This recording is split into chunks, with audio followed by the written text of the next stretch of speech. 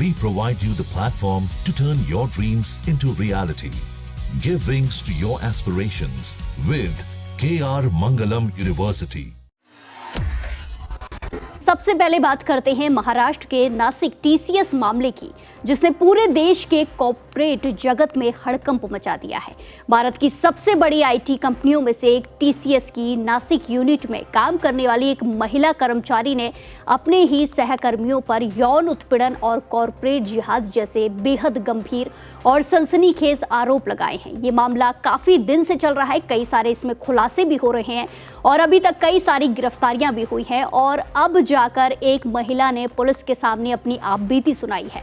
पीड़िता ने पुलिस को दी अपनी शिकायत में बताया कि ट्रेनिंग के दौरान और उसके बाद उसे लगातार मानसिक और शारीरिक रूप से प्रताड़ित किया गया, उसे परेशान किया गया। महिला का आरोप है कि आरोपी रजा मेनन उसे प्लेयर और जीरो फिगर जैसे भद्दे नामों से पुकारता था और एक बार गुड़ी पड़वा के दिन ऑफिस की लॉबी में सरेआम उसकी साड़ी का पल्लू तक खींच लिया।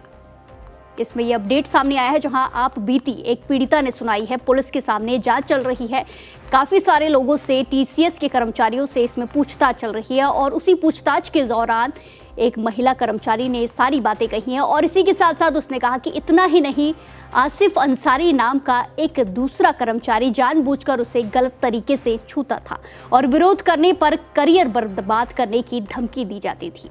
तो देखा आपने किस तरीके से एक कंपनी में एक महिला कर्मचारी को धमकी दी जा रही है।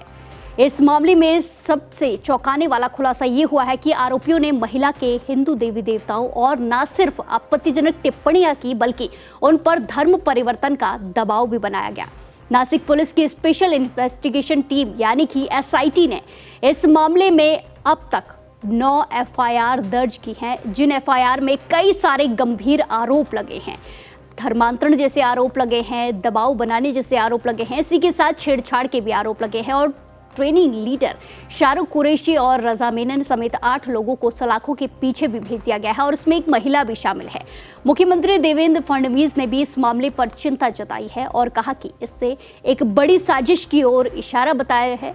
हालांकि कंपनी ने आरोपी कर्मचारियों को सस्पेंड कर दिया है, लेकिन ये सवाल अभी भी बरकरार है, इतने बड़े संस्थान के भीतर महिलाओं की सुरक्षा में इतनी बड़ी चूक कैसे हुई। कुल मिलाकर इस मामले ने अब एक बड़े राजनीतिक और सामाजिक विवाद का रूप ले लिया है, जिसकी जांच की आज अब कई सारे और चेहरों तक पहुंच सकती है। और इसी बीच एक महिला कर्मचारी ने एक बार फिर से बड़े बड़े खुलासे किए हैं, अपनी आप बीती पुलिस के सामने सुनाई।